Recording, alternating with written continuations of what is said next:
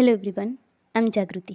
આજે સેટરડે હતો અને વીકેન્ડમાં મારે કપડાં વોશ કરવાના, ઘઉં અને બાજરી દળવાની અને ઘરની ડીપ ક્લીન કરવાનું હોય. તો આ બધું કામ હું સેટરડે સન્ડેના જ કરું. પહેલાં ફળિયામાં નારિયેલ પડેલા હતા, પપ્પા જે વાડીએથી લાવ્યા હતા એ મૂકી આવી અને પછી આખું ફળિયું તહેસમહેસ પડ્યું હતું. એને સાફ આજે કરવાનું હતું. પણ પહેલાં એક ત્રોફો મેં ફોડ્યો અને એને મસ્ત કટ કરીને પછી એમાંથી પહેલાં પાણી નીકળ્યું એ પી લીધું અને પછી મસ્ત મલાઈ હતી. અને આજે વાતાવરણ પણ વરસાદ જેવું હતું. મલાઈને કાઢી અને પછી એક ખાધી. એ ખાઈ લીધા પછી કપડાનો સ્લોટ થઈ ગયો હતો મશીનમાં, તો એને ફરી ચાલુ કર્યા અને ઘરમાં મમ્મી, પપ્પા અને મારાવાળા રૂમમાંથી કચરો વાળ્યો અને એને ડસ્ટબિનમાં ફેંકી આવી. પછી બીજા જે કપડાં હતા, બેડશીટ એન્ડ ઓલ, એ બધું લઈને રાખી આવી. અને મમ્મીને થોડું કામ હતું તો એણે કીધું કે તું થોડી વાર દુકાને બેસ, હું આવું કામ કરીને.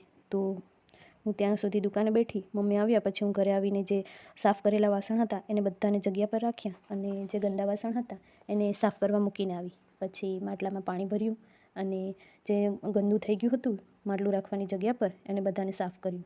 પછી ભૂખ લાગી ગઈ તો ચોળી પલાળીને રાખેલી હતી એ બાફવા મૂકી અને એ બફાઈ ગઈ પછી આજે ભાત વઘારવાના હતા, કેમ કે મમ્મીની તબિયત સવારથી ખરાબ હતી અને મમ્મીના ફેવરિટ છે આ ભાત, લસણ અને જીરાના વઘારવાળા. તો બાજુના કુકરમાં એ વઘાર કરી અને એને ઢાંકીને ચડવા મૂક્યું અને પછી બાકીનું કામ કરવા ગઈ.